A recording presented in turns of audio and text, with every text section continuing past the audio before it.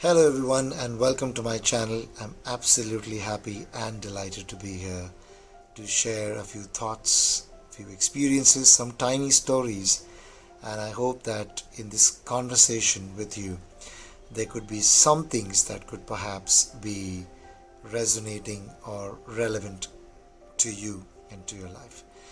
So my name is Saif Ahmed and I'm here with another episode which is a continuation to my last episode, which was around um, the idea of imperfections and perfections, where I mentioned that perfection can be very boring. So today's video or this episode is the continuation to talk a little bit more, and for that I have the subject that I have for you is on the importance and the power of self-esteem. Is this something that we can beg, borrow or steal? I don't think so. Is this something we can imbibe, we can enhance, we can build it? We certainly can. Why do we need this so much? No prizes to guess, as we understand that especially since the pandemic, the importance of resilience has really skyrocketed. It has been observed at a large portion that today we see people who lack confidence sometimes. They hesitate to do what they always wanted to do. They take a step back to go into self-doubt and so on and so forth. And hence, this particular episode today is called Being Unapologetically You. It's a bold statement, but trust me, I love this statement. Being unapologetically you. It's like daring to be you. How many of us can do that? Think about it. We live in a world today where we are subjected to validation. I'm not saying that's a wrong thing. After all, we are dopamine creatures. So we need a little bit of validation. We need those thumbs ups. We need those likes. We need people to pat on the back and say, hey, you did well. But over reliance on that can be toxic, and it can push you into the dark well of hesitation. To be more specific, how often and how many of us who sometimes want to do something different but take a step back and like, no, this is a little rebellious. I would sound or look like a misfit, and you don't do it. And when I say being a misfit, I'm not saying like doing something immensely rebellious. I'm talking about simple things like wearing a different kind of a shirt which traditionally you never wore. Getting a different hair color, like I mentioned in the last video too. Let's say you're a bathroom singer and you always wanted to like go out there and share your voice with the people, but you kept telling yourself that guess I'm not good enough, guess I'm not well trained, guess I am not that qualified to do that. And I like to speak something specific here. There is a difference in singing and being a singer. If somebody wants to be a singer, it's a lifelong process. It's an infinite process. You could keep working on honing that art to be a singer your entire life, and it will still fall short. So again, you never kind of complete that cycle of being a complete singer. You can't. You always be a student, to be honest. But to sing, you don't need to be a singer. It's simple. Anybody can sing. Anyone can sing. You just gotta just sing. That's how it is. It's like the birds. Every bird likes to chirp, right? They have their way of communicating, right? And just imagine if the birds would go into self-doubt.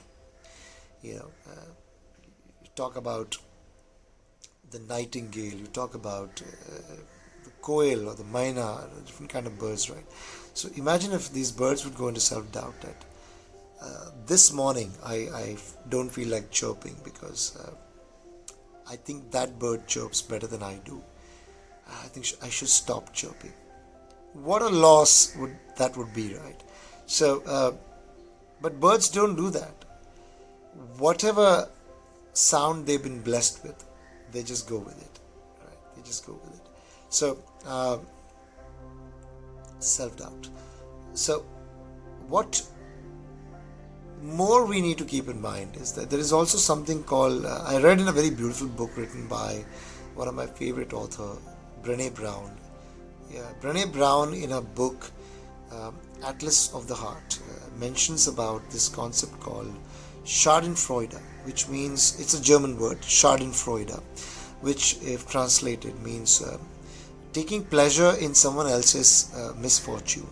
When someone else doesn't perform well or fails or does not get flying colors in whatever they're doing, there could always be this large group of people who would say, oh, I always knew that. I knew that you would. See, I knew it. Right from the beginning, I knew you would fail.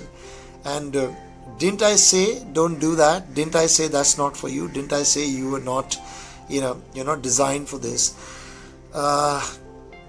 The number of people who would possibly surrender to that kind of thinking is humongous. Don't ever do that. Don't do that to yourself. Why don't I confess? Why don't I express myself with vulnerability? So if I want to be vulnerable, let's start with this video right away, which the video I'm recording right now. Is this video perfect? I don't care. Is this video state of the art? I don't know, and I don't care. Should I have been wearing different clothes, a different shirt maybe? Should I go and put some hair color to hide my grays? I don't want to. I just want to be who I am. So honestly speaking, if there's something that I do really care is, am I waking up alive the next morning with a new dream, with something more that I want to try?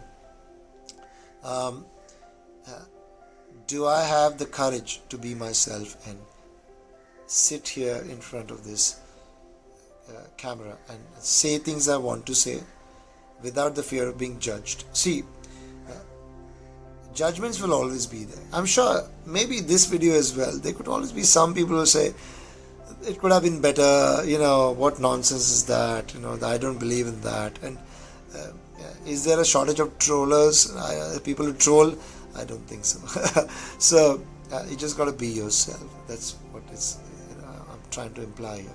So to add something more to it, I have a little poem that I picked up from the internet, and I'd like to share that with you. And while I share that poem with you, I like to say that we live in a world of masquerade, and I feel most of us wear a mask every day, trying to be someone we are not. And we are trying to be someone for someone else. That's the worst part. So, dear friends, when are you going to be yourself? Are you going to dare to be yourself? Are you going to start being unapologetically you? So to put some weight on that talk, very quickly I'd like to share this poem with you. It's written by Philo. That's an interesting name. So if this person who's written this, forgive me for this one at least. I don't know if I'm pronouncing the last name correctly. Is it Yan or Yan? But let's say Philo. So this is how it goes. And firstly, thank you for writing this very beautiful poem. I loved it. So this is the way it is. A perfect bloom is thought to be rare, as many will judge or often compare. A beautiful bloom in critical eyes that sees the blemishes, creating the lies. But nature always shares the greatest truth, beautiful reflections of imperfect blooms. A breath of fresh fragrance that perfumes a room, is perfect in all its flaws and imperfections. Lastly, for imperfect blooms are all imperfectly perfect. So is there a thought I want to leave you with? Certainly is. And the thought is, enjoy and celebrate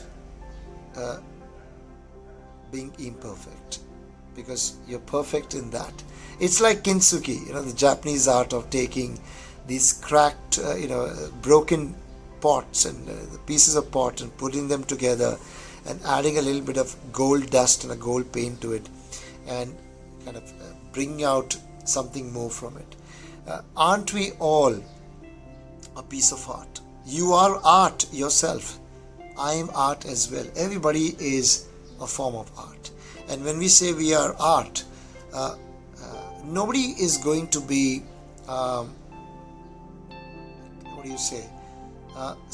free of scars or free of cracks in the wall or in the structure of your life. All of us are bound to experience some scars or some cracks at one point in life. The idea is, do you have the courage to think like a kintsugi artist and collect those pieces together and put them together and throw a little bit of gold dust on it and walk in front of the world with all those scars and with all those blemishes, all of it, and be proud to be you.